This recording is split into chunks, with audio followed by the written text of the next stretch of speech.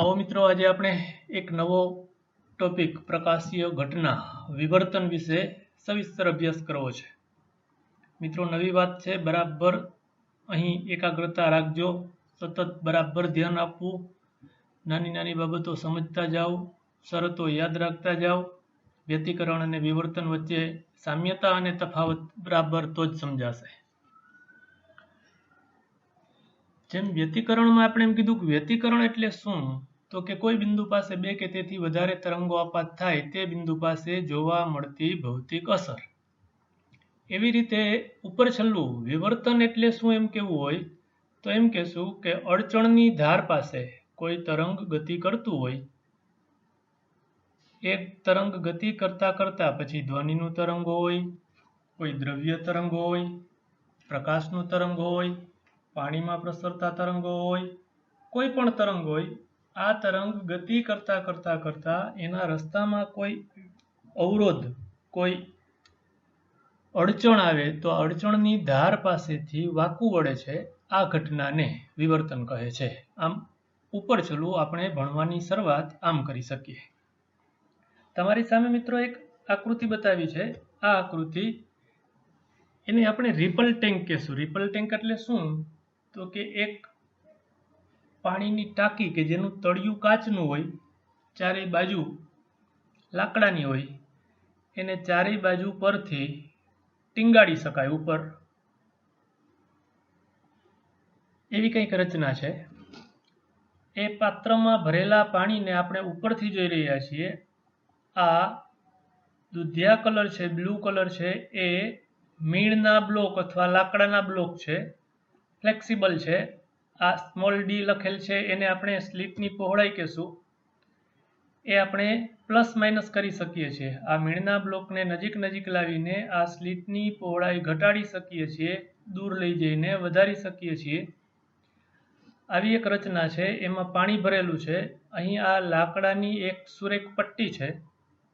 પાણીની સપાટી પર, જેમ આપણે વ્યતિકરણની શરૂઆતમાં બે સળિયા પાણીની સપાટી પર, સળિયાનું એક છેડો પાણીની સપાટી પર અથડાવતા હતા, એના બદલે અહીં આખી લાકડી પાણીની સપાટી પર ક્રમશઃ એક સરખા વેગથી ઉપર નીચે બહાર લઈ લઈ, વળી પાણીની સપાટીને અથડાવીએ, બહાર લઈ લઈએ, સપાટીને અથડાવીએ, તો એમાંથી શૃંગ એવા ઉત્પન્ન થશે।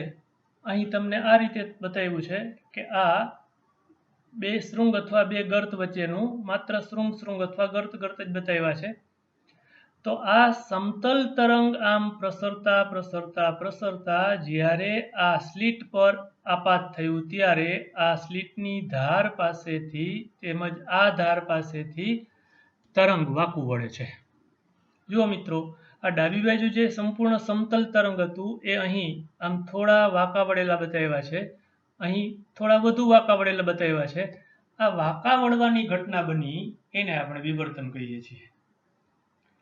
તો આ પ્રયોગમાંથી આપણે એક તારણ તારવવું છે, વિવર્તનની માત્રા, વિવર્તન વધુ થશે કે ઓછું થશે એનો આધાર મિત્રો λ/d ગુણોત્તર પર રહેલો છે। જોજો, બરાબર ધ્યાન આપો। આ પહેલી આકૃતિમાં સ્લીટની પહોળાઈ બીજી આકૃતિમાં સ્લીટની પહોળાઈ કરતાં વધુ રાખી છે, આના કરતાં આ વધુ છે। ધારો કે આપણે આવી રીતે રાખી છે સ્લીટની પહોળાઈ, અહીં જે તરંગો ઉત્પન્ન કરીએ છીએ એ તરંગોની તરંગ લંબાઈ λ કરતાં 5 ગણી છે। લાકડી પાણીની સપાટી પર કેટલી ઝડપથી, કેટલી આવૃત્તિથી અથડાવવી આપણા હાથની વાત છે। એટલી જ આવૃત્તિવાળા તરંગો ઉત્પન્ન થશે, એને અનુરૂપ તરંગ લંબાઈ λ હશે। તો આ d બરાબર 5 λ રાખ્યું છે, જ્યારે આ બીજી આકૃતિમાં બીજા પ્રયોગમાં d બરાબર ઘટાડીને 2 λ કરી દીધું છે। તો અહીં λ/d 0.2 છે, અહીં λ/d 0.5 છે। આકૃતિમાં દેખાય છે મિત્રો કે આના કરતાં અહીં વધારે વિવર્તન થયું છે। વિવર્તનની માત્રાનો આધાર λ/d ગુણોત્તર પર રહેલો છે। અહીં મેં લખ્યું છે મિત્રો, જોજો, વિવર્તનની માત્રાનો આધાર λ/d ગુણોત્તર પર રહે છે। જે પ્રયોગમાં λ/d વધુ તો વિવર્તન વધુ, λ/d ઓછું તો વિવર્તન ઓછું। મિત્રો, આ બાબતની મદદથી આપણે એક મજાની વાત સમજવી છે, તમને ખ્યાલ છે એ આપણે આંકડાકીય સાબિતી આપશું। આપણે ક્લાસરૂમમાં ધારો કે હું અહીં ઊભો છું, બહાર હાર્દિક સર ઊભા છે, તો બહારથી હાર્દિક સર બોલે છે તો અથવા તો હું બોલું છું તો અમે બંને એકબીજાનો અવાજ સાંભળી શકીએ છીએ, પણ બારણાની પાછળ ઊભા છે તો અમે એકબીજાને જોઈ શકતા નથી. આની વાત આપણે આ પરિણામ વિવર્તનની મદદથી સાબિત કરવું છે. જોજો, જોઈ શકવું એટલે પ્રકાશના તરંગો, સાંભળી શકવું એટલે ધ્વનિ તરંગો. અહીં લખ્યું છે પ્રકાશ માટે અને ધ્વનિ માટે. જોજો ભાઈ, પ્રકાશભાઈ ને ધ્વનિ બેન એવું નથી, કંઈ કંકોત્રી નથી લખતા. પ્રકાશ માટે λ/d ગુણોત્તર મેળવીએ. ધારો કે આપણા આ પ્રયોગમાં સ્લિટ આપણા બારણાને ગણીએ, ગણતરીની સરળતા માટે સ્લિટની પહોળાઈ આશરે 1 મીટર લઉં છું. જોજો, જોવાની વાત છે તો તમને મને ખબર છે દ્રશ્ય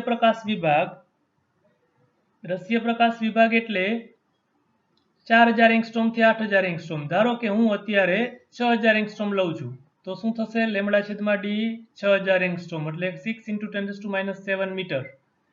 એને અહીં નોંધીને રાખી દઈએ છીએ. મિત્રો, આવી જ રીતે આપણે ધ્વનિ માટે λ/d ગુણોત્તર મેળવીએ. જેમ આમાં દ્રશ્ય પ્રકાશ વિભાગ લીધો, એવી રીતે વ્યવહારમાં ઉચ્ચારાતા ધ્વનિની આવૃત્તિ આશરે 400 હર્ટ્ઝથી 100 હર્ટ્ઝથી 400 હર્ટ્ઝ સુધીની હોય છે. ગણતરીની સરળતા માટે ધારો કે હું 100 થી 400 વચ્ચેનું કોઈ પણ મૂલ્ય, મિત્રો તમે જેમ 4000 8000 વચ્ચેનું લીધું એવી રીતે 100 અને 400 ની વચ્ચેનું મૂલ્ય લઈ શક્યા હોત. હું ગણતરીની સરળતા માટે ધારો કે 300 હર્ટ્ઝ લઉં છું. તમને મને ખબર છે સામાન્ય રીતે આ STPA સામાન્ય વાતાવરણમાં ધ્વનિનો વેગ 332 મીટર પ્રતિ સેકન્ડ છે. તો મારે અત્યારે λ/d ગુણોત્તર મેળવવો છે. ડી તો આપણે સ્લિટની પહોળાઈ, બારણાની પહોળાઈ 1 મીટર લીધી.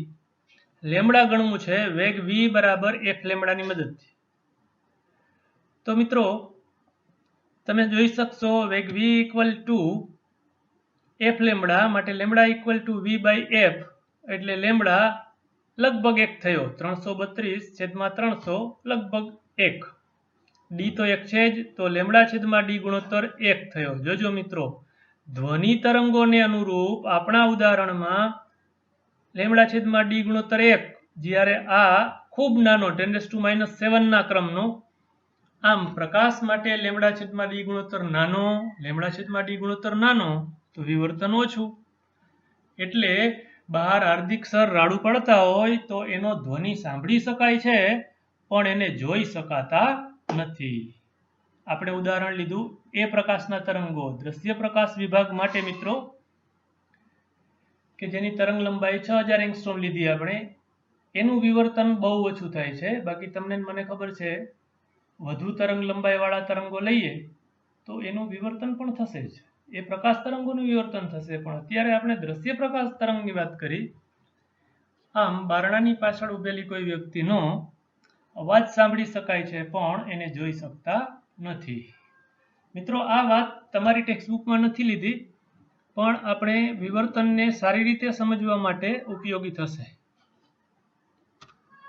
હજી વિવર્તન, તમારી બુકમાં આપેલું વિવર્તન સુધી જઈએ એની પહેલા બરાબર આ હું અત્યારે તમને સમજાવવા જઈ રહ્યો છું એ સમજી લ્યો, પછી તમારી ટેક્સ્ટબુકની વાતમાં એ ભાષામાં આપણે જઈએ. તો હવે આપણે જોવું છે એક સ્લિટથી થતું વિવર્તન. મિત્રો, તમારી સામે યંગનો પ્રયોગ રાખજો, વ્યતિકરણનો પ્રયોગ, કે જેમાં 2 સ્લિટ હતી, સ્લિટ S1 અને સ્લિટ S2. એની પહેલા ઉદ્ગમ S હતું બરાબર, પણ પડદા પર વ્યતિકરણ ભાત એ S1 અને S2 માંથી નીકળતા તરંગોથી મળતું હતું. જ્યારે અહીં વિવર્તનમાં સ્લિટ 1 છે. આપણે આ આકૃતિમાં સ્લિટ AB છે. પડદા પર જે ભાત મળવાની છે એને આપણે વિવર્તન ભાત કહેવી છે. વિવર્તન ભાત મળવા માટે વ્યતિકરણ તો થવાનું જ મિત્રો. 2 કે તેથી વધારે તરંગો તો આપાત થવાના જ, કંઈક ભૌતિક અસર જોવા તો મળવાની જ. એટલે આપણે વિવર્તનમાં પણ વ્યતિકરણ તો આવશે જ.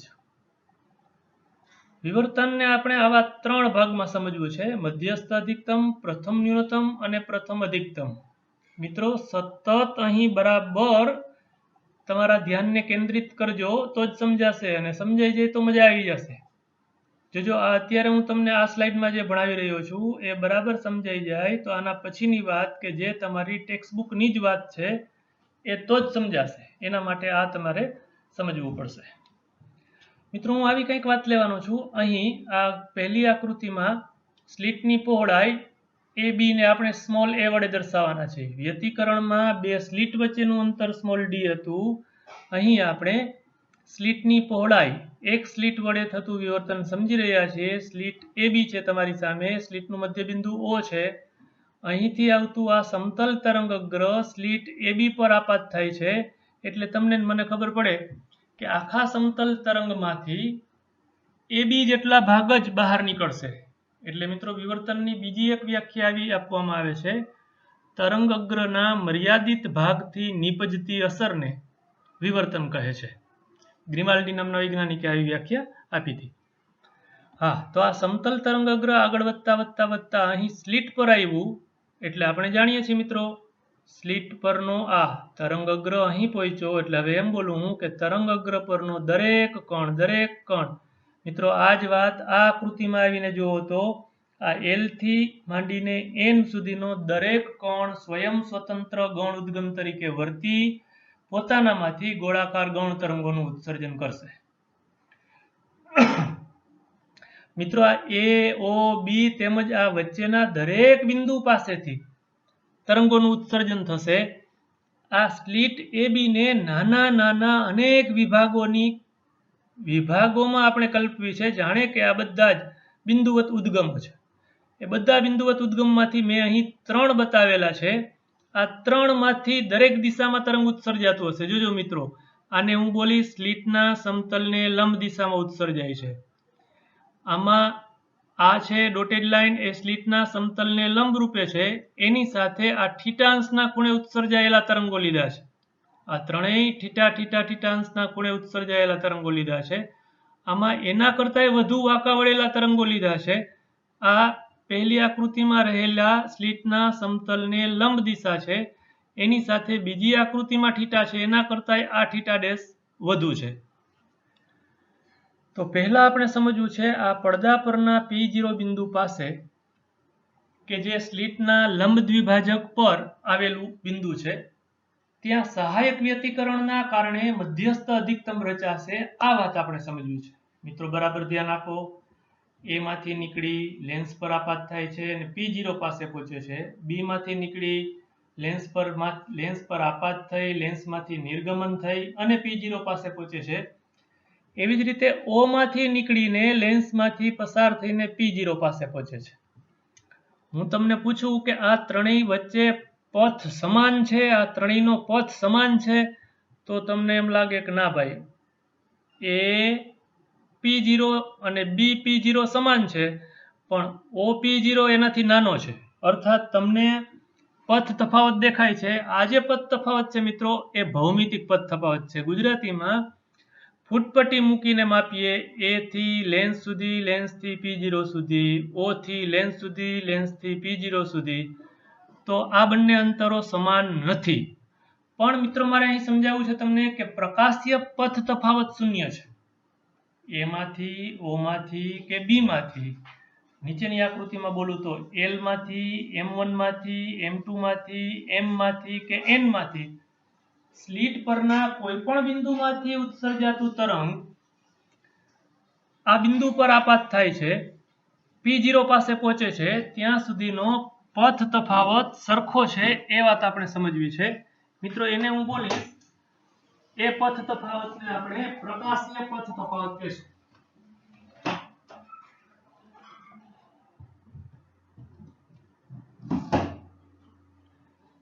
જુઓ મિત્રો, એ માંથી નીકળીને P0 સુધી પહોંચે છે, એને લેન્સમાંથી ઓછું અંતર કાપવું પડે છે. આ O માંથી નીકળીને આ લેન્સમાંથી જે અંતર કાપે છે એના કરતાં આને વધુ અંતર કાપવું પડે છે. અંતર મોટું છે આ, પણ દેશી ભાષામાં સમજાવું તો અહીંથી ધારો કે આપણે અહીં નાલંદા સ્કૂલે છીએ, ત્યાંથી મોરબી બસ સ્ટેન્ડ જવાનું છે, ત્યાં સુધીના જુદા જુદા 3 માર્ગ છે. એક માર્ગ શોર્ટકટ છે પણ રસ્તો ખરાબ છે. બીજા થોડા લાંબા માર્ગે લાંબા અંતરે પહોંચાય છે પણ રસ્તો સારો છે. તો એવું બની શકે ને મિત્રો કે અહીંથી બે મિત્રો સાયકલ લઈને નીકળે તો સામે જ્યાં પહોંચવું છે, ધારો કે મોરબી બસ સ્ટેન્ડ આ બિંદુ પાસે, તો અહીંયા એક સાથે પહોંચે. એવી રીતે આ ભાઈનો રસ્તો ટૂંકો છે પણ એને કાચમાંથી લેન્સમાંથી વધુ અંતર કાપવાનું છે, ખરાબ રસ્તો છે. આ ભાઈનો રસ્તો પ્રમાણમાં લાંબો છે પણ એનો ખરાબ રસ્તો ઓછો આવે છે. એટલે આ ત્રણેય તરંગો, ખરેખર ત્રણેય નહીં મિત્રો, એ થી બી સુધીના દરેક બિંદુમાંથી ઉત્સર્જાતા તરંગો P0 પાસે એક સાથે પહોંચે છે. એક સાથે પહોંચે છે અર્થાત પથ તફાવત શૂન્ય છે. પથ તફાવત શૂન્ય n લેમ્બડા જેવો, એટલે સહાયક વ્યતિકરણ. આમ P0 બિંદુ પાસે મહત્તમ તીવ્રતા મળશે. આ બિંદુને આપણે મધ્યસ્થ અધિકતમ કહીશું. તમારું ધ્યાન બરાબર અહીં રાખજો મિત્રો, તો જ સમજાશે. અત્યારે કદાચ એમ લાગતું હશે કાંઈ ખબર નથી પડતી, પણ આખો ટોપિક આપણે અત્યારે તમારી સામે છે એક સ્લાઇડ અને પછી બીજી સ્લાઇડથી સમજાવું એટલે ચોક્કસ સમજાઈ જશે. બરાબર ધ્યાન આપજો. હા મિત્રો, હવે આપણે હમણાં કીધું એમ એ થી બી સુધીના દરેક કણ પોતાનામાંથી ગોળાકાર ગણતરંગોનું ઉત્સર્જન કરે છે. એમાંથી તમારી પહેલી આકૃતિમાં સ્લિટના સમતલને લંબ તરંગો લીધા, આ દિશાના, આ ડોટેડ લાઈન છે એ દિશાના. હવે એની સાથે થીટા અંશના ખૂણે, થીટા એટલે કેટલો, ભાઈ ધીરજ તો રાખો, કહું છું હમણાં કહું છું, એ ધીરી થા બાપુડી, ધીરી થા.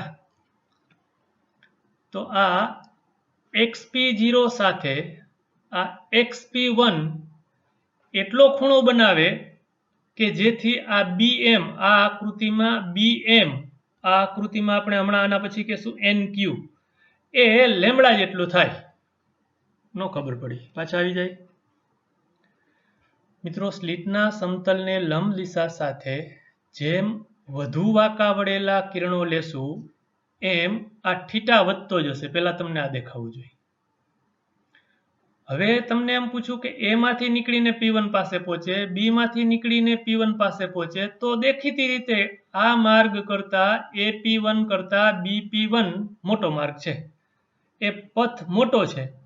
એ બંને વચ્ચે પથ તફાવત છે કેટલો, તો કે આ એ માંથી અહીં AM લંબ BM દોર્યું એટલે આ BM જેટલો પથ વધારે છે. બી માંથી નીકળતા તરંગ માટે BM જેટલો પથ વધારે છે.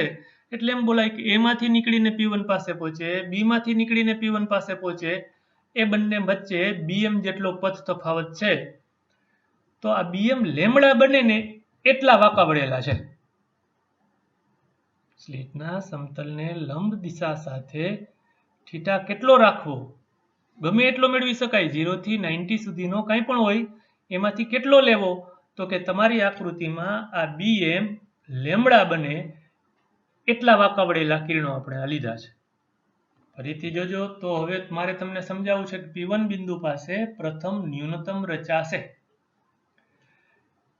પથ તફાવત આપણે કીધું A અને B વચ્ચે લેમ્બડા, AB નું મધ્ય બિંદુ છે X, તો X માંથી નીકળીને P1 પાસે પહોંચે, A માંથી નીકળીને P1 પાસે પહોંચે. તમારી આકૃતિમાં બતાવ્યું છે મિત્રો, જુઓ અત્યારે હું પોઇન્ટર બતાવું છું, એ λ/2 જેટલો પથ તફાવત છે.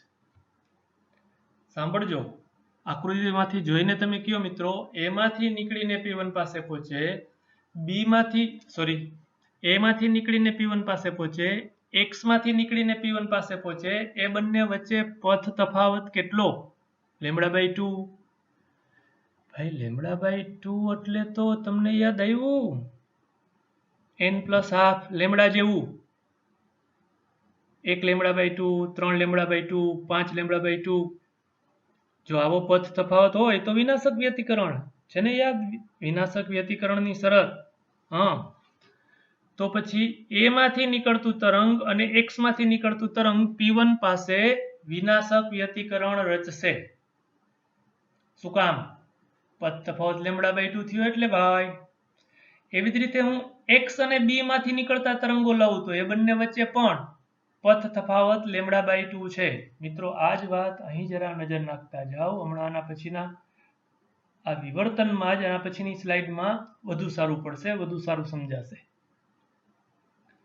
હું એમ કહું છું કે આ LM અહીંનું AX એ એક્સ વચ્ચેનું કોઈ એક બિંદુ લઉં, એને અનુરૂપ એક્સ બી માંથી એક બિંદુ એવું મળે જ કે જે બંને વચ્ચે પથ તફાવત λ/2 હોય.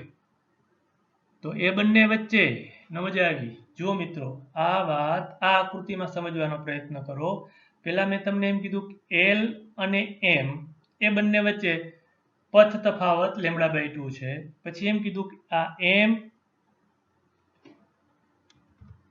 અને એન એ બંને વચ્ચે પથ તફાવત λ/2 છે.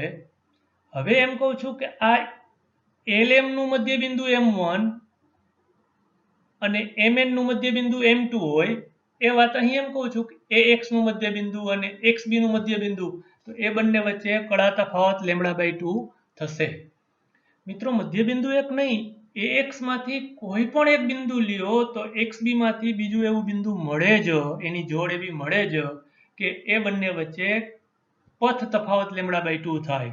મિત્રો, પથ તફાવત λ/2 તો મને તમને ખબર છે કે એ બંને વચ્ચે વિનાશક વ્યતિકરણ રચાશે. વિનાશક વ્યતિકરણ રચાવવું એટલે તે બિંદુ પાસે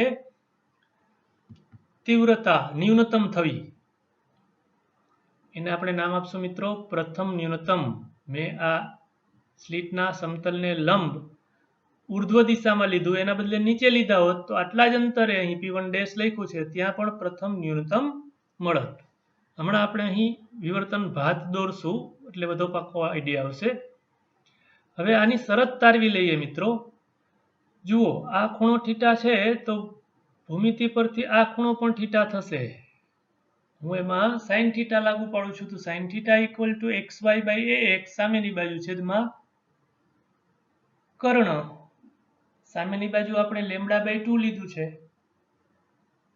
XY એટલે, તો પાસેની બાજુ AX લીધી છે A/2. શરત મળી sine theta equal to λ/A. આ પ્રથમ ન્યૂનતમની શરત છે મિત્રો. અત્યારે તમારી સામે આકૃતિમાં બે ભાગ પાડ્યા છે. અહીં લખ્યું છે A, અને D/2 કયો કે A/2 કયો, અને D/2 કયો કે A/2 કયો. હજી એના બબ્બે ભાગ એટલે કુલ 4 ભાગ કરી દીધા હોત મિત્રો તો અહીં 2λ થાત. હજી આના કરતા પણ વધુ વાંકા વળેલા તરંગો લઈએ એટલે પહેલા આ ભણશું. એનાથી વધુ વાંકા વળેલા તરંગો લેશું તો અહીં એટલા વાંકા કે અહીં 2λ થાય. તો પણ મિત્રો એને નામ આપશું આપણે P2. તે બિંદુ પાસે દ્વિતીય ન્યૂનતમ રચાશે. તો આવી રીતે 4 ભાગ લઈ, 6 ભાગ લઈ, 8 ભાગ લઈ, તો એને અનુરૂપ એ બિંદુઓ પાસે એને અનુરૂપ ખૂણો થીટા 1λ/A, 2λ/A, 3λ/A અને વ્યાપક રીતે થીટા અથવા સાઇન થીટા બરાબર nλ/A. જ્યાં n બરાબર 1, 2, 3 લખી શકો, +or -1, +or -2 એમ પણ લખી શકાય. મિત્રો, હજી એક ત્રીજી વાત, જેમ પ્રથમ ન્યૂનતમ મળ્યું એને આમ બોલીએ આપણી આકૃતિમાંથી કે આ મધ્યસ્થ અધિકતમની બંને બાજુ પ્રથમ ન્યૂનતમ મળ્યા. એ વાત અહીં જુઓ તો આ મધ્યસ્થ અધિકતમની બંને બાજુ પ્રથમ ન્યૂનતમ, એનાથી બંને બાજુ પ્રથમ અધિકતમ મળશે. હવે એ વાત આપણે સમજવી છે, ધ્યાન આપીએ. ફરીથી સ્લિટ AB. મિત્રો, આ આકૃતિમાં અહીંથી જ અહીં પહોંચ્યા છીએ આપણે. સમતલ તરંગ અગ્ર છે AB પર પહોંચે છે. જેમ આ આકૃતિમાં 2 પાર્ટ વિચાર્યા હતા એવી રીતે આપણે આના 3 પાર્ટ વિચારીએ છીએ. જો આ D તો D/3, D/3, D/3 અને A તો A/3, A/3, A/3. બીજી આકૃતિમાં જે આપણે સ્લિટના સમતલને લંબ આ ડોટેડ લાઇન સાથે વાંકા વળેલા લીધા હતા એના કરતાં પણ વધુ વાંકા વળેલા લઈએ તો અહીં જે BM લેમડા હતો એ 1.5λ થઈ જાય, 3/2λ થઈ જાય. એટલા વાંકા વળેલા તરંગો લઉં છું. જોજો મિત્રો, તમે મને સીધો જ જવાબ આપો કે A અને B માંથી નીકળતા તરંગો P2 પાસે પહોંચે ત્યાં સુધીમાં પથ તફાવત કેટલો છે? લખેલો છે આકૃતિમાં 3λ/2. પછી હું તમને એમ પૂછું કે A માંથી નીકળે અને x1 માંથી નીકળે. જુઓ મિત્રો, અહીં x1 બિંદુ છે. A માંથી નીકળે અને x1 માંથી નીકળે તો એ બંને તરંગો વચ્ચે પથ તફાવત કેટલો? અહીં લખેલો છે, સરખું જુઓ, λ/2. એ માંથી નીકળે ને x2 માંથી નીકળે તો લેમડા. હવે તમને હું એમ કહીશ મિત્રો કે બરાબર જોજો, નવી વાત આવે છે ફરીથી. x1 માંથી કોઈ તરંગ નીકળે તો એને અનુરૂપ x1 x2 માંથી બીજું એવું બિંદુ મળે જ કે જે બંને એકબીજા સાથે λ/2 જેટલો પથ તફાવત ધરાવે છે. મિત્રો તમને થોડોક આંચકો લાગશે, નવીન લાગશે, કેમ કે તમે ચશ્મા પહેરી લીધા છે. અહીં પ્રથમ અધિકતમ સમજવું છે.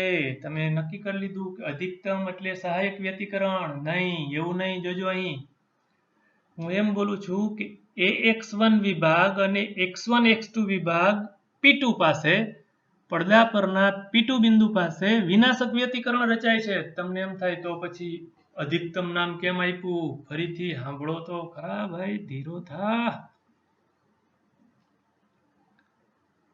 ax1 અને x1 x2 માંથી નીકળતા તરંગો એકબીજાની અસર નાબૂદ કરે છે. પણ મિત્રો આ x2b વિભાગ એવો છે કે એના કારણે અહીં જે તરંગો x2b વિભાગમાંથી જે તરંગો અહીંથી અહીં જાય છે એના કારણે કંઈક તીવ્રતા મળે છે. ન મજા આવી. જોજો મિત્રો ફરીથી પહેલી આકૃતિમાં આ AB ને આપણે એક ગામ કહીએ. એક ચૂંટણી આવી, ચૂંટણીમાં આખું ગામ એક થઈ ગયું. સંપ ત્યાં જંપ, ઓલું બોલતા નહીં, સાયકલ ત્યાં પંપ. આ AB આખું ગામ એક થઈ ગયું, ચૂંટણી જ ન કરી, બેઠી ચૂંટણી. કેવું ગામ કહીએ આપણે એને? ગવર્મેન્ટ ઇનામ પણ આપે છે. તો આ આખા ગામનું સંપ ત્યાં જંપ એટલે અહીં વધુમાં વધુ તીવ્રતા મળી. મિત્રો 5 વર્ષ પછી ચૂંટણી આવી, ગામમાં 2 પાર્ટ પડ્યા. તારી માના થયું બાજવાનું. આ ax વિભાગ એક અને xb વિભાગ બીજો, બે સામસામે ચૂંટણી લડ્યા, બે સરખા પક્ષ બાઈજા. શું થાય મિત્રો? કજિયાનું મુખ કાળું, વિનાશ વેરાઈ ગયો, વિનાશક વ્યતિકરણ થયું. પ્રથમ ન્યૂનતમ એને નામ આપ્યું આપણે. અહીં તીવ્રતા શૂન્ય મળી. ઈ જ થઈને બાજુ તો ભાઈ. પછીના 5 વર્ષે ફરીથી ચૂંટણી આવી. અમુક મારા જેવા હતા એ તો બાવણા જ ચડાવે છે, બતાવી દેવું છે, તમને ન ખબર પડે એવો એક વિભાગ. પણ આ વખતે અમુક ગામમાં સમજુ સાણા માણસો હોય ને ભાઈ, એક વિભાગ ax1 છે, બીજો x1 x2 છે અને ત્રીજો x2b છે. એમાંથી ax1 અને x1 x2 બાજે છે, એકબીજાની અસર નાબૂદ કરે છે, વિનાશ વેરવાનું કામ કરે છે. પણ ગામમાંથી આ 1/3 ભાગ હતો સાણા માણસો, એના કારણે કાંઈક આ P2 બિંદુ પાસે કંઈક તીવ્રતા મળી. જોજો પહેલી આકૃતિમાં આખું ગામ એક હતું અને જે ઉર્જા મળી, જે તીવ્રતા મળી એટલી તો નથી જ મળવાની. પણ પેલો x2b વિભાગ જેને આપણે 1/3 પાર્ટ કહીએ છીએ, એના કારણે કંઈક તીવ્રતા મળી. તો એની શરત મેળવવી હોય તો મિત્રો આપણે અત્યારે અહીં λ/2 અને આ a/3 અથવા d/3, મેં અહીં d લખેલ છે, અહીં a/3 લખેલું છે, જોજો ભૂલ કરતા નહીં. ફરીથી sin θ મેળવ્યું તો sin θ ની અહીં જે શરત મળતી હતી મને, sin θ = λ/a, એ જ શરત અહીં મળી મને 3/2 λ/a. જો 5 ભાગ વિચાર્યા હોત મિત્રો, હવે આપણે આ આકૃતિમાં 5 દોરવા જશું તો જાજુ ગોબરું થઈ જશે. તમે થોડી મોટી આકૃતિ દોરીને વિચારી શકો. જો 5 ભાગ વિચારીએ તો અહીં થશે 5 λ/2. તો આ શરત મળશે sin θ = 5/2 λ/a. 7 ભાગ કર્યા હોત તો sin θ = 7/2 λ/a. કેતાની 8 ભાગ કર્યા હોય તો વળી આ ભાગમાં આવવું પડે. આમ વ્યાપક રીતે જો આપણે 3, 5, 7, 9 એવા પાર્ટ કરીએ તો ત્યાં થીટા બરાબર આવો થવો જોઈએ, n+12 λ/a, જે nમા ક્રમના અધિકતમની શરત છે. જેમ nમા ક્રમના ન્યૂનતમની શરત થીટો n λ/a, એવી રીતે અહીં n+12 λ/a જેટલો થીટો થવો જોઈએ. મિત્રો આકૃતિમાં થીટા મોટો દેખાય છે, બાકી તમને ખબર છે સાવ નાનો હશે, અને તેથી હું sin θ બરાબર થીટા લઈ શકું છું, લીધું છે.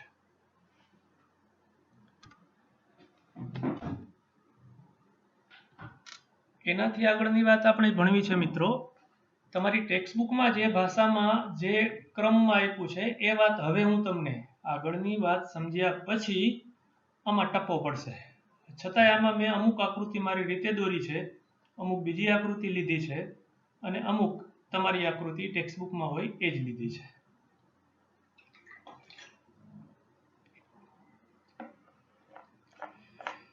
હા મિત્રો, તો આપણું કામ આગળ વધારીએ, વિવર્તનને વધુ સારી રીતે સમજવાનો પ્રયત્ન કરીએ.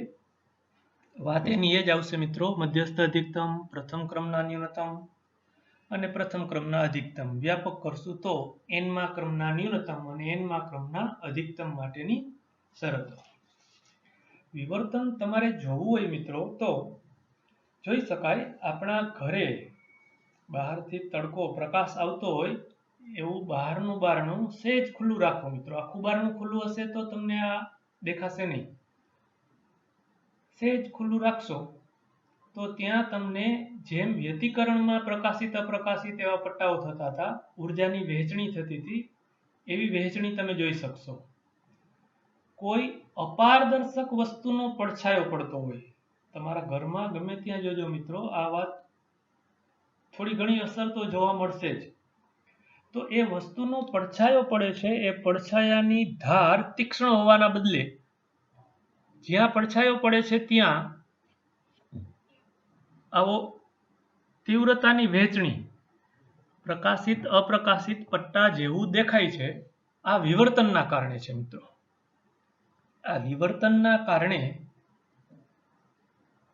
આપણી આંખની વિભેદન શક્તિ, એટલે કે આપણી આંખ નાનામાં નાનું કેટલું અલગ જોઈ શકે, એ જ રીતે કેમેરા પર, એ જ રીતે માઇક્રોસ્કોપ ટેલિસ્કોપ પર આ વિવર્તનના કારણે એની વિભેદન શક્તિ, આપણે મિત્રો આના પછીના ટોપિકમાં આ વાત સવિસ્તર ભણવાના છે, પણ આ વિવર્તનના કારણે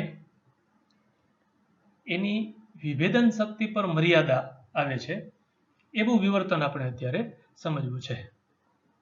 ફરીથી એક વખત વાતો કરીએ મિત્રો, જેમ આપણે વ્યતિકરણમાં બે સ્લિટ એકબીજાથી સ્મોલ ડી જેટલા અંતરે હતું, એના બદલે આપણા આ પ્રયોગમાં આ આકૃતિ હમણાં તમે જોઈ, આ સ્લિટ એ બી છે, એવી રીતે અહીં સ્લિટ LM નામ આપ્યું છે. આ તમારી ટેક્સ્ટબુકમાં નામ આપ્યા છે, સંજ્ઞાઓ છે, સંજ્ઞા વાપરવાનો પ્રયત્ન કર્યો છે મેં.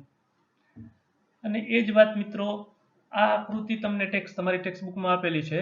આ સ્લિટની પહોળાઈ છે, આ સ્લિટ છે. આ પ્રયોગને આપણે સિંગલ સ્લિટ વિવર્તન એવો પ્રયોગ કહેશું. પડદા પર આ મધ્યસ્થ અધિકતમ છે, આ પ્રથમ અધિકતમ છે, આ દ્વિતીય અધિકતમ છે. અહીં આ જે ડાર્ક ભાગ છે તે પ્રથમ ન્યૂનતમ છે, એ જ રીતે આ બાજુ પ્રથમ ન્યૂનતમ છે. અને મિત્રો એને તીવ્રતા સ્વરૂપે આમ બતાવ્યું છે. જુઓ, આ મધ્યસ્થ અધિકતમની આ તીવ્રતા મહત્તમ, પછી અહીં તીવ્રતા શૂન્ય, પછી વળી તીવ્રતા વૈધી, વળી શૂન્ય, વળી તીવ્રતા વૈધી. હમણાં આપણે જોયું, ફરીથી જોવું છે કે આ મધ્યસ્થ અધિકતમની તીવ્રતા વધુ છે, એના કરતાં આ પ્રથમ અધિકતમની તીવ્રતા ઘણી ઓછી છે. આ મધ્યસ્થ અધિકતમની બંને બાજુ અધિકતમો, વચ્ચે વચ્ચે ન્યૂનતમો જોવા મળે છે, એને આપણે વિવર્તન ભાત કહેવાના છીએ. ફરીથી મિત્રો આપણે તમારી ટેક્સ્ટબુકની ભાષામાં શરતો તારવવાનો પ્રયત્ન કરવો છે. હજી અહીં બરાબર ધ્યાન જાળવી રાખો મિત્રો. યંગભાઈએ પ્રયોગ કર્યો, થોમસ યંગે. યંગભાઈ ગુજરાતી ન કરાયો, યુવાનભાઈ. યંગભાઈએ પોતાના પ્રયોગમાં બે સ્લિટના સ્થાને એક પાતળી સ્લિટ મૂકીને એક રંગી ઉદ્ગમથી પ્રકાશિત કર્યો. અહીં એવું વાત બતાવી છે મિત્રો, આ એક રંગી પ્રકાશ છે, આ એક સ્લિટ છે, એના ઉપર આ પ્રકાશ આપાત કર્યો. એટલે હમણાં આપણે જોયું એ પ્રમાણે આ અડચણની ધાર પાસેથી વાંકો વળશે. એ વાંકો વળશે એની સાથે સાથે મિત્રો આ સ્લિટના દરેક બિંદુ સ્વતંત્ર ઉદ્ગમ તરીકે વર્તી પોતાનામાંથી દરેક દિશામાં તરંગો ઉત્પન્ન કરે છે. અને અહીં પડદા પર એકબીજા પર આપાત થઈને સંપાતીકરણ અનુભવીને આ રચના જોવા મળે છે. આ સ્લિટ પરના દરેક બિંદુને આપણે ગૌણ ઉદ્ગમ તરીકે લેશું. આ આકૃતિની સાથે આ આકૃતિ તમે સમજતા જાઓ તો તો આ સમતલ તરંગગ્ર જેવો સ્લિટ પર પહોંચે છે તો આ સ્લિટ પરનો દરેક કોણ સ્વયં સ્વતંત્ર ઉદ્ગમ તરીકે વર્તે છે મિત્રો. એક જ તરંગગ્ર સમતલ તરંગગ્ર AB સુધી અથવા અહીં LN સુધી અથવા આ સ્લિટ સુધી પહોંચીને દરેક કોણ એક સાથે તરંગો ઉત્પન્ન કરે છે મિત્રો. એટલે શું થશે? એ દરેક બિંદુમાંથી ઉત્સર્જાતા તરંગોની કળા એક સરખી હશે. આપણે જે મધ્યસ્થ અધિકતમ જોયું એની વાત કરી રહ્યો છું. આ આકૃતિ માટે મિત્રો તમારી ટેક્સ્ટબુકમાં થોડો મેં સુધારો વધારો કર્યો છે. બધા કિરણોને અલગ અલગ કલરથી બતાવવાનો પ્રયત્ન કર્યો છે. આ આકૃતિમાં જુઓ મિત્રો, આ ખૂણાને મેં થીટા વડે દર્શાવ્યો છે. એ જ આ થીટા છે. એના કરતાં આ મોટો થીટા ડેશ છે. આ બિંદુને ક્યુ નામ આપ્યું છે. આ સ્લિટનું મધ્ય બિંદુ એમ છે. એમાંથી પસાર થતા આ લંબ દ્વિભાજક, અહીં રેડ પેનથી મેં આ લીટો દોર્યો છે, એના પરનું બિંદુ સી છે કે જ્યાં મધ્યસ્થ અધિકતમ રચાવાનું છે. મિત્રો મારે આ વાતનો ઉપયોગ કરવો છે. એક વખત આપણે સૂત્ર મેળવીને રાખી દઈએ. આ આકૃતિમાં NP અહીંથી નીકળીને P બિંદુ પાસે પહોંચે. જો હું આની વાત કરતો હોઉં તો આ P બિંદુ, આની વાત કરતો હોઉં તો આ P બિંદુ, આની વાત કરતો હોઉં તો આ P બિંદુ. આપણે ગોટાળો ન થાય એટલે મેં નામ બદલી નાખ્યા છે. આને C કીધું છે, આને P કીધું છે અને આને P' કીધું છે. તો P સુધી જતાની વાત કરતા હોય કે જેમાં આપણે આ તરંગો ધ્યાનમાં લેવા છે. આ ગ્રીન કલરના છે, આ અને આ. પછી આ બ્લુ કલરની વાતો કરશું મિત્રો. આગળની ત્રણ આકૃતિઓ મેં આમાં સમાવી છે. જુઓ, આ મધ્યસ્થ અધિકતમ માટે, આ પ્રથમ ન્યૂનતમ માટે અને એના કરતા વધુ વાંકા વળેલા એટલે આ બ્લુ કલર વાળા એ પ્રથમ અધિકતમ માટે. તો આકૃતિમાં NP LP આ પડદા પરનું બિંદુ P ની વાત કરું છું. તો NP અને LP વચ્ચે પથ તફાવત છે એ તમને અહીં આકૃતિમાં NP અને LP વચ્ચે જોતો હોય તો અહીંથી આમ લંબ દોરું છું. આ આકૃતિમાં NQ એ પથ તફાવત છે એ વાત અહીં લખ્યું છે. જુઓ મિત્રો, NP - LP બરાબર NQ બરાબર A sin થીટા. તમને ખબર છે આ ત્રિકોણમાં અહીં કાટખૂણો છે. sin થીટા લ્યો તો sin theta equal to NQ છેદમાં LN. પણ LN એટલે સ્લિટની પહોળાઈ સ્મોલ a. તો શું થયું? NQ equal to A sin theta. Theta ખૂબ નાનો છે એટલે sin થીટા બરાબર થીટા લઈ શકાશે. તો મને મળ્યું L માંથી નીકળીને P પાસે પહોંચે એ જ રીતે N માંથી નીકળીને P પાસે પહોંચે એના વચ્ચેનો પથ તફાવત મળ્યો મને A થીટા જેટલો. યાદ રાખજો, હમણાં જ ઉપયોગ કરશું. અત્યારે મેં આખી સ્લિટ લઈ લીધી કે જેથી એની પહોળાઈ સ્મોલ a લીધું.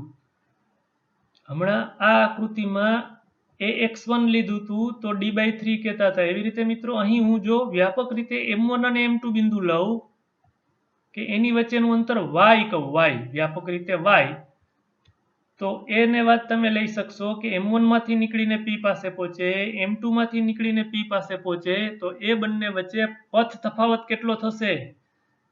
અહીં મારી સાથે ચાલજો. M2P - M1P બરાબર y થીટા જેટલો.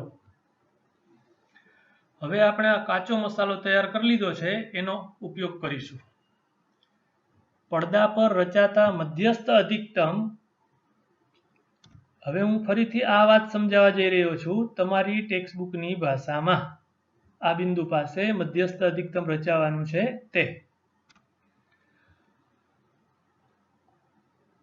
તો સ્લિટને આપણે બે ભાગમાં વહેંચતા હતા. સ્લિટના સમતલને લંબ દિશામાં ઉત્સર્જાયેલા આ આકૃતિમાં રેડ કલરનું આ તરંગ અને આ તરંગ કે જે જો બહિર્ગોળ લેન્સ મૂકીએ તો આ બિંદુ પાસે કેન્દ્રિત કરી શકાય. મિત્રો જો બહિર્ગોળ લેન્સ નહીં મૂકીએ તો સ્લિટથી પડદા સુધીનું અંતર ખૂબ વધારે હશે. એટલે યોગ્ય કેન્દ્ર લંબાઈ વાળો બહિર્ગોળ લેન્સ આ સ્લિટના સમતલને સમાંતર અહીં મૂકી અને પ્રમાણમાં નજીક આશરે આપેલા લેન્સની કેન્દ્ર લંબાઈ જેટલા અંતરે મૂકેલા પડદા પર વિવર્તન ભાત સરળતાથી જોઈ શકાય છે. વિવર્તનમાં બીજો લેન્સનો પાર્ટ નથી. પણ સ્લિટથી પડદા સુધીનું અંતર મર્યાદિત કરવા માટે લેન્સ મૂકીએ છીએ. પ્રાયોગિક પરિણામો એમ દર્શાવે છે મિત્રો કે આ સ્લિટના મધ્યબિંદુ સામેનું બિંદુ એટલે આ વચ્ચેની આકૃતિમાં આ બિંદુની વાત કરું છું, આ આકૃતિમાં આ બિંદુ સી ની વાત કરું છું, આ આકૃતિમાં બિંદુ P0 ની વાત કરું છું. તો તે બિંદુ પાસે ફરીથી અહીંથી આપણે બોલતા હતા આ વાત સમજાવું છું. એ માંથી નીકળીને P0 પાસે પહોંચે, બી માંથી નીકળીને P0 પાસે પહોંચે. એ જ રીતે આમાં એલ માંથી નીકળીને સી પાસે પહોંચે, એન માંથી નીકળીને સી પાસે પહોંચે, તો તે બિંદુ પાસે પથ તફાવત શૂન્ય થશે. બંનેના પથ સમાન છે, પથ તફાવત શૂન્ય અથવા તો થીટા જ શૂન્ય છે એટલે પથ તફાવત શૂન્ય થયો. પથ તફાવત શૂન્ય તો સહાયક વ્યતિકરણ n લેમ્બડા જેટલો પથ તફાવત n બરાબર શૂન્ય, માટે તે બિંદુ પાસે સહાયક વ્યતિકરણ રચાયું. આ P બિંદુ પાસે રચાયેલ અસરને આપણે મધ્યસ્થ અધિકતમ એવું નામ આપશું. આગળ જઈને જોશું કે આ વિવર્તન ભાતમાં મધ્યસ્થ અધિકતમ પાસે તીવ્રતા સૌથી વધુ છે અને એની પહોળાઈ પણ બીજા અધિકતમો કરતા આશરે બમણી વધુ છે.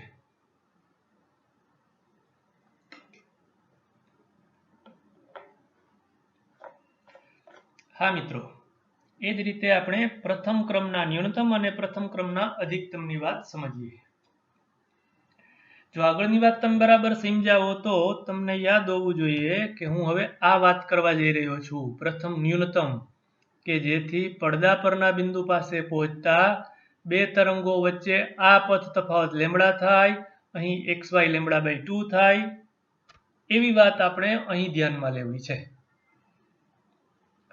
એલ માંથી નીકળતું તરંગ અને એમ માંથી નીકળતું તરંગ. ફરીથી મિત્રો આ આકૃતિમાં આ NQ આ ક્યુ બિંદુ છે, આ NQ લેમ્બડા થાય એટલા વાંકા વળેલા તરંગો આપણે ધ્યાનમાં લેવા છે.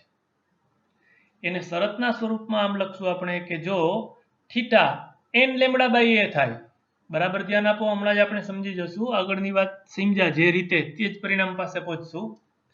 જો થીટા n λ/a થાય, n બરાબર 1 2 3 4, અથવા તો જો પડદામાં મધ્ય બિંદુથી નીચે લેતા હોય તો -1 -2 -3 વગેરે વગેરે, તો થીટા બરાબર n λ/a, આકૃતિમાં ખૂણો NLQ એને આપણે થીટા નામ આપ્યું છે. અહીં જોઈ શકો છો મિત્રો, આ થીટા છે એટલે આ થીટા થશે.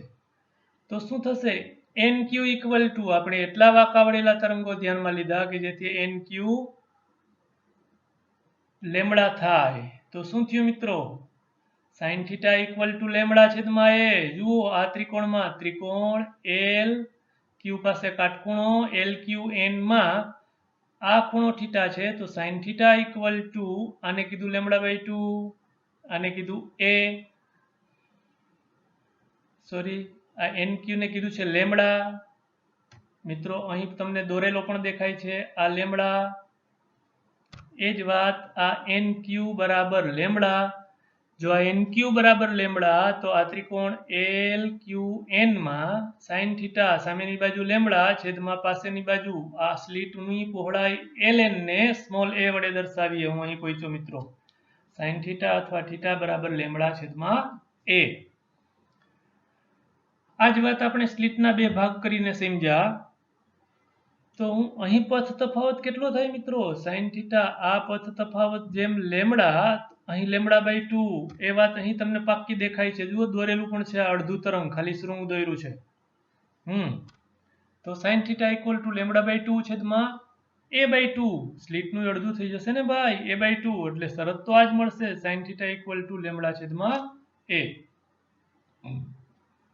મિત્રો બે પાર્ટની વાત કરીએ એટલે આપણે ખાલી L અને M અથવા તો M અને N બિંદુની વાત નથી કરતા. વ્યાપક રીતે LM વિભાગનું કોઈ પણ બિંદુ, તમારી આકૃતિમાં એક બિંદુ દર્શાવ્યું છે M1, એને અનુરૂપ MN વિભાગમાંથી કોઈ એક બિંદુ મળે જ આકૃતિમાં બતાવ્યો છે M2, કે જે બંને એકબીજા સાથે λ/2 જેટલો પથ તફાવત દર્શાવશે. λ/2 એટલે તરત તમને વિનાશક વ્યતિકરણ દેખાય. ઓલી ચૂંટણી આવી, ગામના બે ભાગ થયા, ઈ ભાઈ બાઈજા વિનાશક વ્યતિકરણ થયું એને નામ આપ્યું આપણે પ્રથમ ક્રમનું ન્યૂનતમ. મિત્રો જો સ્લિટના 2 ના બદલે 4 પાર્ટ લીધા હોત, થીટા બરાબર અહીં લેમ્બડા છેદમાં a એના બદલે 2 લેમ્બડા છેદમાં a, 3 લેમ્બડા છેદમાં a, વ્યાપક રીતે આ થીટાને અનુરૂપ પથ તફાવત n+½ લેમ્બડા જેટલો લઈએ તો એ nમા ક્રમના ન્યૂનતમની શરત મળશે. જોજો મિત્રો, પથ તફાવત છે λ/2, 3 λ/2, 5 λ/2, તો nમા ક્રમના ન્યૂનતમની શરત મળી. આપણે આ બિંદુ પાસે વાત કરી છે તો એ પ્રથમ ક્રમનું ન્યૂનતમ છે. એ જ રીતે મિત્રો આ બાજુ પ્રથમ ક્રમનું ન્યૂનતમ છે. જ્યારે આ ફરીથી મિત્રો હું ખોટું બોલ્યો, આ મધ્યસ્થ અધિકતમ છે, આ ડાર્ક અહીં આ ડાર્ક પટ્ટો છે એ પ્રથમ ન્યૂનતમ છે. એ જ રીતે આ બાજુ આ પ્રથમ ન્યૂનતમ છે. એના પછીની વાત આપણે કરીએ તો આ દ્વિતીય ન્યૂનતમ છે, આ ડાર્ક પટ્ટો. જુઓ અહીં તીવ્રતા પણ શૂન્ય બતાવી છે. હવે આપણે વાત કરવી છે આની, એને શબ્દોમાં કહેશું પ્રથમ ક્રમના અધિકતમ, પછી આની વાત કરશું દ્વિતીય અધિકતમ વગેરે વગેરે. હવે તમને પાકું દેખાય છે કે મધ્યમાં મહત્તમ તીવ્રતા બંને બાજુ ક્રમશઃ તીવ્રતા ઘટતી જાય છે. જ્યારે વ્યતિકરણમાં દરેક પ્રકાશિત શલાકાની તીવ્રતા એક સરખી હતી. હા મિત્રો, પ્રથમ ક્રમના અધિકતમની વાત કરીએ તો સ્લિટના 3 ભાગ, તમારી બુકે આ આકૃતિ નથી દીધી પણ સમજવા માટે બહુ ઉપયોગી થાય એવું છે મિત્રો. 3 ભાગ લીધા કે જેથી આ પથ તફાવત થયો 3/2 લેમ્બડા.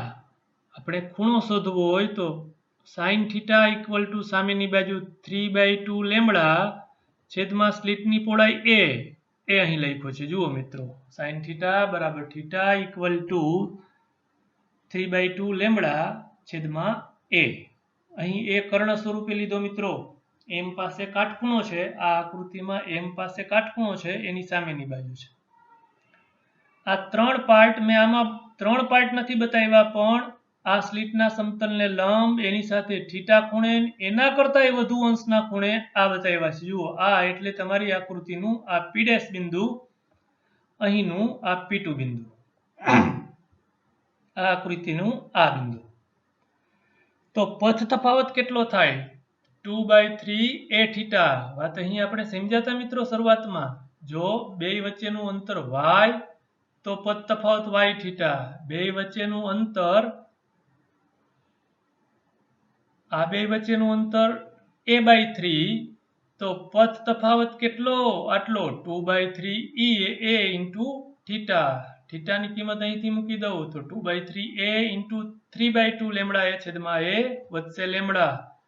મિત્રો લેમ્બડા એટલે સહાયક વ્યતિકરણ.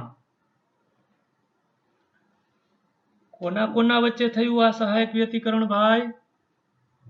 આ પાર્ટના કારણે. આ પાર્ટના કારણે p2 પાસે કંઈક તીવ્રતા મળે છે. વ્યાપક રીતે n+½ લેમ્બડા છેદમાં a, તો n લેમ્બડા જેટલો પથ તફાવત થયો. સહાયક વ્યતિકરણની શરતનું પાલન થાય.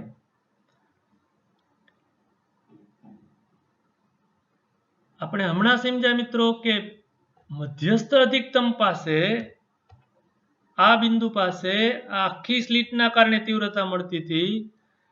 આ બિંદુ પાસે સ્લિટના 2 પાર્ટ પડીને એકબીજાની અસર નાબૂદ કરતા હતા. જ્યારે આ બિંદુ પાસે 3 પાર્ટ પડે, 1/3 એમાંથી 2 પાર્ટ એકબીજાની અસર નાબૂદ કરે, તીવ્રતા મળે 1/3, 1/3 ભાગના કારણે. એવી જ રીતે મિત્રો 5 ભાગ કર્યા હોત તો 1/5 ભાગથી તીવ્રતા મળત, 7 કર્યા હોત તો 1/7 થી તીવ્રતા મળત. એટલે મિત્રો ક્રમશઃ આ તીવ્રતા, અધિકતમોની તીવ્રતા ક્રમશઃ ઘટતી જાય છે. જુઓ, એ જ રીતે પહોળાઈ પણ ઘટતી જશે. આપણે દાખલામાં ગણશું. જેમ વ્યતિકરણમાં એમ કહેતા હતા કે બધી શલાકાની પહોળાઈ એક સરખી, એમ અહીં કહેશું મધ્યસ્થ અધિકતમની પહોળાઈ કરતા મિત્રો આ પહેલા બીજા ત્રીજા આ અધિકતમોને ગૌણ અધિકતમો કહીએ તો મધ્યસ્થ અધિકતમની પહોળાઈ કરતા ગૌણ અધિકતમોની પહોળાઈ આશરે અડધી જેટલી હોય છે. તીવ્રતાય ઘટી અને પહોળાઈ પણ ઘટી છે. આમ મિત્રો આપણે આ વિવર્તનની મધ્યસ્થ અધિકતમ માટે પથ તફાવત શૂન્ય, એનમા ક્રમના અધિકતમ માટે પથ તફાવત n પ્લસ હાફ લેમડા અને એનમા ક્રમના ન્યૂનતમ માટેની શરત પથ તફાવત n લેમડાથી આપણે સમજી શક્યા. મિત્રો આ તમારી જાણ માટે મેં જૂની એકાદ બુકમાંથી ગોતી કાઢ્યું છે, ઉપયોગી થશે.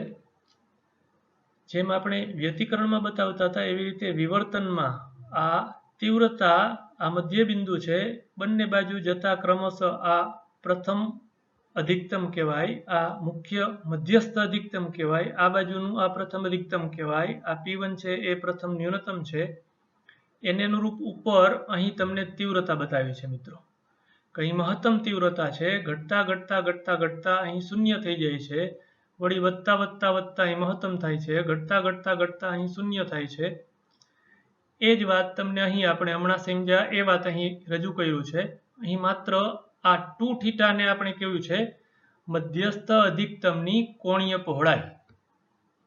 તમને યાદ હોય તો એક ઉદાહરણમાં ત્યારે વાત વ્યતિકરણની હતી, પણ મેં તમને વિવર્તન યાદ કરાવ્યું હતું, આ સૂત્ર યાદ કરાવ્યું હતું મિત્રો. આ સૂત્ર આ આકૃતિમાં તમને આ થીટા છે એને અર્ધ અધિકતમ ખાલી આટલું કોણીય સ્થાનાંતર બતાવે છે, જ્યારે આ P1 થી આ P1 સુધીના અંતરને રેખીય પહોળાઈ કહેવાય, મધ્યસ્થ અધિકતમની રેખીય પહોળાઈ, અને એ અહીં જે ખૂણો બનાવે એને કહેવાય કોણીય પહોળાઈ. તો એ કોણીય પહોળાઈ થશે 2λ/d.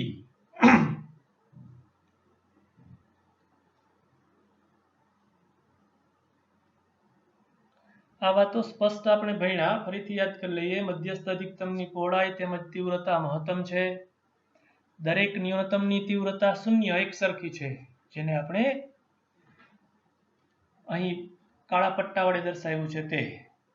મધ્યસ્થ અધિકતમની બંને બાજુ વિવિધ ક્રમના અધિકતમો મળે છે. જુઓ મિત્રો, આ મધ્યસ્થ અધિકતમ, આ બાજુ પ્રથમ ન્યૂનતમ, આ પ્રથમ ન્યૂનતમ, આ પ્રથમ ન્યૂનતમ. એવી રીતે આ P2 પ્રથમ અધિકતમ, આ બાજુ P2 પ્રથમ અધિકતમ. ક્રમશઃ આના કરતા આની તીવ્રતા ઝડપથી ઘટતી જાય છે, એના કરતા એના પછીના અધિકતમની તીવ્રતા ઘટશે. એની પહોળાઈની વાત કરીએ તો મધ્યસ્થ અધિકતમની પહોળાઈ કરતા ગૌણ અધિકતમોની પહોળાઈ લગભગ અડધી હોય છે. આપણે આ વ્યતિકરણ વિવર્તનને જો સાંકળવા હોય તો આમ કહી શકાય મિત્રો, તમારી સામે મેં અહીં નોંધ તૈયાર કરી દીધી છે. સ્થિત વ્યતિકરણમાં સલાખાઓ સમાન પહોળાઈની અને સમાન તીવ્રતાવાળી હોય છે. જો સ્થિત વ્યતિકરણની વાત કરીએ છીએ આપણે આગલા ટોપિકની, અને હવે વાત કરી રહ્યા છીએ આ વિવર્તનની. તો વિવર્તનમાં હમણાં જ આપણે જોયું, 2-3 વખત અત્યારે જ જોયું, સલાખાઓ ઉદ્ગમની બરાબર સામે આવેલી એ સલાખાને નામ આપ્યું મધ્યસ્થ સલાખા, મધ્યસ્થ અધિકતમ. એની તીવ્રતા બધા કરતા વધારે છે. જેમ જેમ વિવર્તન કોણ વધતો જાય છે મિત્રો, આ ખૂણાને વિવર્તન કોણ કહીએ તો આ પડદાના મધ્ય બિંદુથી જેમ આમ દૂર જઈએ એ જ વાત અહીં, આ મધ્ય બિંદુથી જેમ આમ જાવ એમ ક્રમશઃ મળતી જતી સલાખાઓની તીવ્રતા ઘટતી જાય છે. આ આકૃતિમાં દેખાય છે કે આની તીવ્રતા કરતા આની ઓછી, એના કરતા ક્રમશઃ ઘટતી જાય છે. ખરેખર શું છે મિત્રો, આમ જોવા જઈએ વ્યતિકરણ અને વિવર્તનમાં શું તફાવત છે, શું સામ્યતા છે, એને તમે એક વાક્યમાં કહી શકો નહીં. આપણે યંગના પ્રયોગમાં 2 સ્લિટ લીધી હતી, એના કારણે પડદા પર જુદા જુદા તરંગોના સંપાતીકરણના કારણે તીવ્રતા મળી. જ્યારે વિવર્તનમાં 1 સ્લિટ લીધી, પણ એક જ સ્લિટ પરના ઘણા બધા ઉદ્ગમો લીધા, એના કારણે સંપાતીકરણ થયું, એના કારણે વ્યતિકરણ થયું. જોજો, ગોટો કરતા નહીં, વિવર્તનમાં વ્યતિકરણ થયું એમ બોલો. એક જ સ્લિટ હતી તો એક જ સ્લિટના જુદા જુદા બિંદુઓમાંથી ઉત્સર્જાતા તરંગો સંપાત થયા.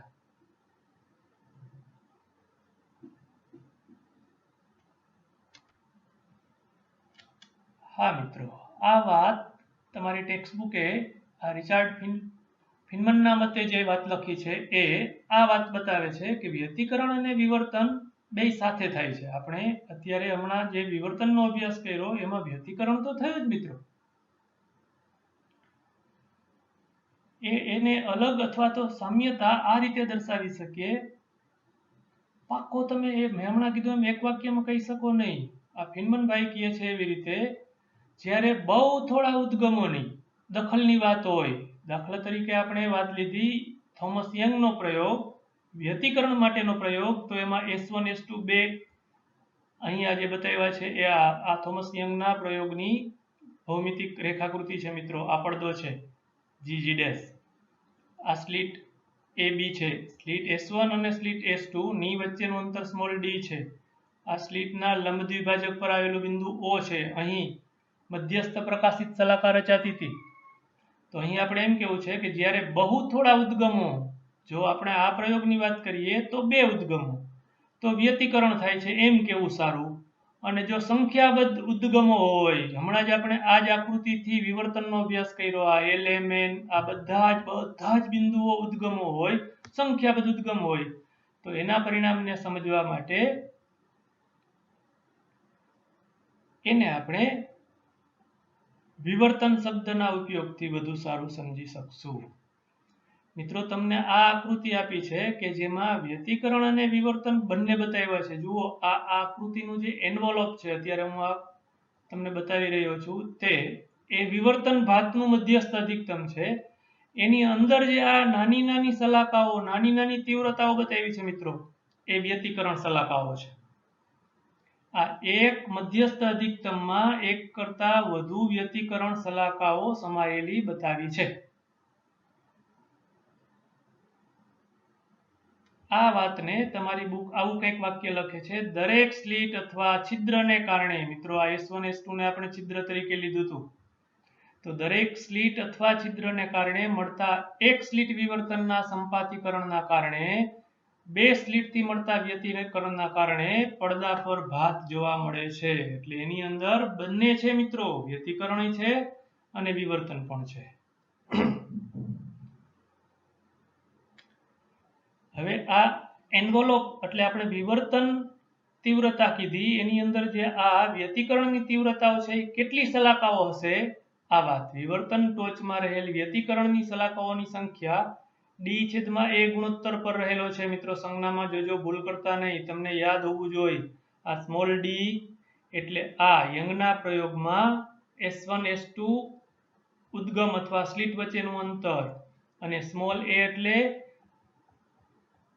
હમણાં આપણે વિવર્તન એક સ્લિટ વડે થતું વિવર્તન જોયું, એમાં સ્લિટની પહોળાઈ, ટૂંકમાં d બે સ્લિટ વચ્ચેનું અંતર છે, જ્યારે a સ્લિટની પહોળાઈ છે.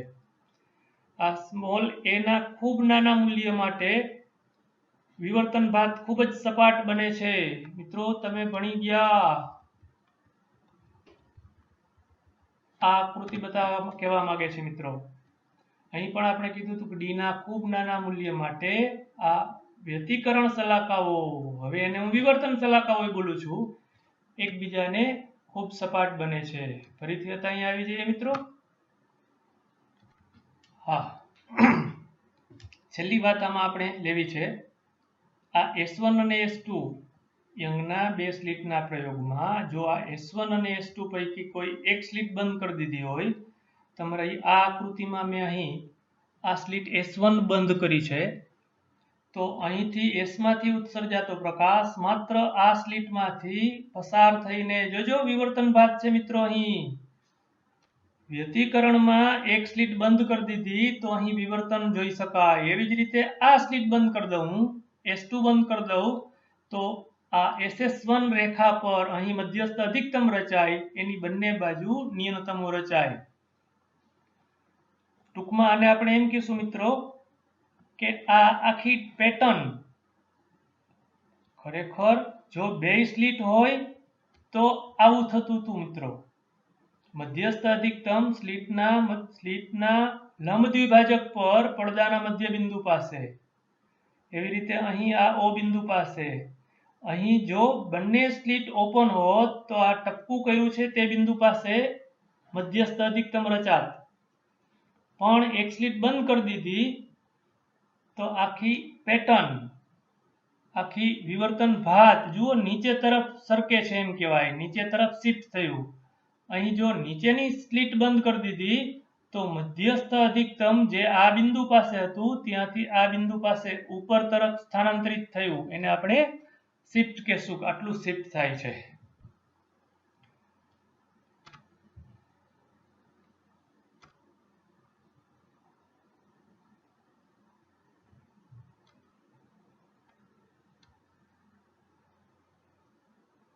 હા મિત્રો, એક દાખલો તમને આપણે આ મધ્યસ્થ અધિકતમ, વિવર્તનના મધ્યસ્થ અધિકતમની અંદર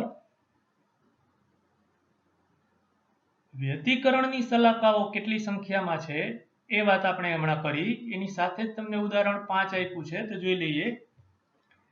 ઉદાહરણ 10.3 એટલે ત્રીજા ઉદાહરણમાં તમને કે જ્યાં તમને તરંગ લંબાઈનું મૂલ્ય આપી દીધું હતું, સ્લિટની પહોળાઈ આપી દીધી હતી, એ વ્યતિકરણની વાત હતી. એમાં જો પ્રશ્ન એવો છે કે દરેક સ્લિટની પહોળાઈ કેટલી હોવી જોઈએ. દરેક સ્લિટ એવું કહે છે એટલે મિત્રો નક્કી છે કે યંગનો પ્રયોગ હતો 2 સ્લિટ વાળો પ્રયોગ, તો 2 સ્લિટ વચ્ચેનું અંતર સ્મોલ ડી અને સ્લિટની પહોળાઈ સ્મોલ એ. સ્લિટની પહોળાઈ કેટલી હોવી જોઈએ સ્મોલ એ શોધવાનો છે કે જેથી એક સ્લિટની ભાતમાંથી મધ્યસ્થ અધિકતમમાં 2 સ્લિટ ભાતના 10 મહત્તમ હોય. મિત્રો રકમમાં જ તમારે મુખ્ય વાત સમજવાની છે.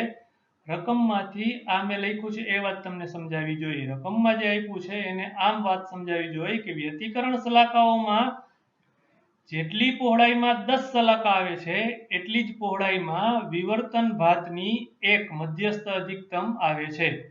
આ આકૃતિમાં જુઓ મિત્રો, આ એને આપણે એન્વોલપ કહીએ છીએ, એ મધ્યસ્થ અધિકતમ છે.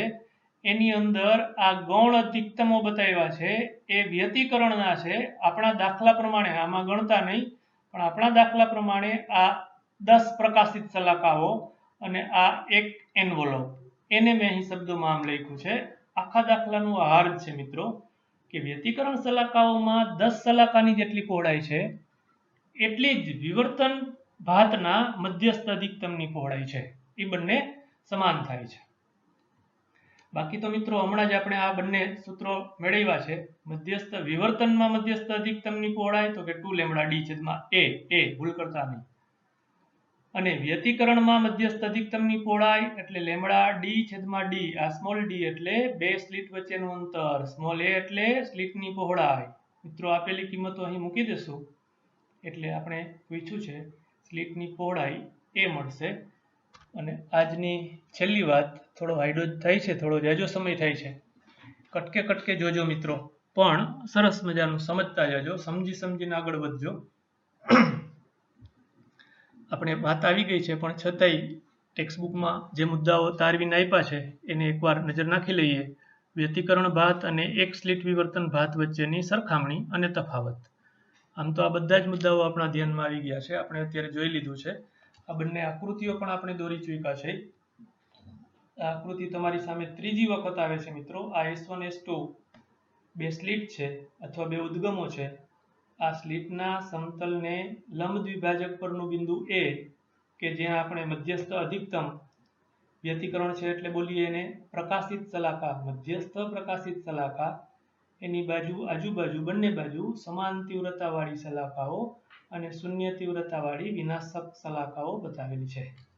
જ્યારે આ વિવર્તન બતાવે છે મિત્રો, અહીં સ્પષ્ટ લખ્યું છે મધ્યસ્થ અધિકતમ, પછી પ્રથમ ન્યૂનતમ, પછી પ્રથમ અધિકતમ, પછી વળી દ્વિતીય ન્યૂનતમ, એ જ રીતે મધ્યસ્થ અધિકતમની બીજી બાજુ. આ θ1 ને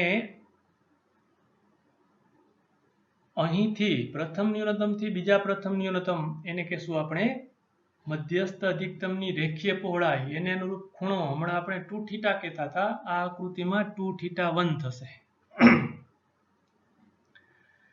તમને આ જ શબ્દોમાં લખે છે વ્યતિકરણ ભાતમાં એકબીજાથી સરખા અંતરે રહેલ ઘણા પ્રકાશિત અને અપ્રકાશિત પટ્ટાઓ રહેલ હોય છે. વિવર્તન ભાતમાં એક મધ્યસ્થ પ્રકાશિત અધિકતમ હોય છે કે જે બીજા અધિકતમો કરતાં લગભગ બમણી પહોળાઈનું, જોજો પહોળાઈ બમણી કહે છે, તીવ્રતા બમણી નથી કહેતા, તીવ્રતા ઘણી વધુ છે મધ્યસ્થ અધિકતમની. આપણે દાખલાઓમાં ગણશું પણ કે આના કરતાં આટલા ટકા ઓછી અથવા તો વધુ તીવ્રતા છે. આપણે કેન્દ્રથી બંને બાજુ ક્રમશઃ આવતા મહત્તમો તરફ જઈએ તેમ તીવ્રતા ઘટતી જાય છે. બીજો મુદ્દો લખે છે, આપણે વ્યતિકરણ ભાતની ગણતરી બે સાંકડી સ્લીટમાંથી ઉદ્ભવતા બે તરંગોના સંપાતીકરણની મદદથી કરીએ છીએ. હમણાં જ અહીં જોયું મિત્રો, આ S1 S2 બે ઉદ્ગમો અથવા બે સાંકડી સ્લીટ છે, જ્યારે વિવર્તનમાં એક જ સ્લીટ હતી. એક સ્લીટના દરેક બિંદુ આગળથી ઉદ્ભવતા તરંગોની સતત હારમાળા, એટલે આની વાત કરે છે, તો વિવર્તન.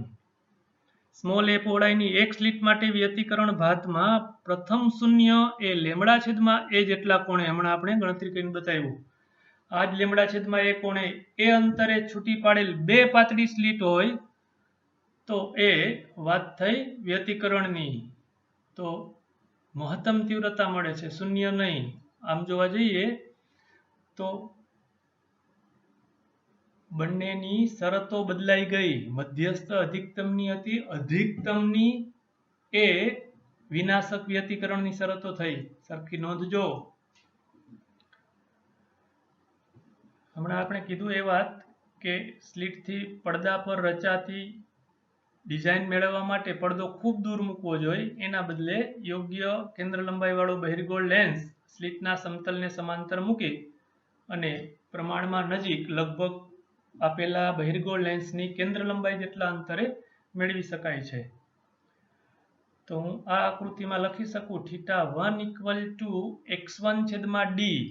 જો આપણે બહિર્ગોળ લેન્સનો ઉપયોગ કર્યો હોય તો સ્લીટથી પડદા સુધીનું અંતર એટલે લગભગ કેન્દ્ર લંબાઈ જેટલું અંતર, તો જે મધ્યસ્થ અધિકતમ અને પ્રથમ ન્યૂનતમ વચ્ચેનું અંતર દર્શાવે છે, આ x1 છે, તે મધ્યસ્થ અધિકતમ અને પ્રથમ ન્યૂનતમ વચ્ચેનું અંતર.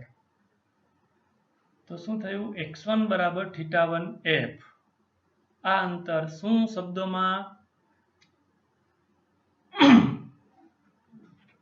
મધ્યસ્થ અધિકતમથી પ્રથમ ન્યૂનતમ સુધીનું અંતર.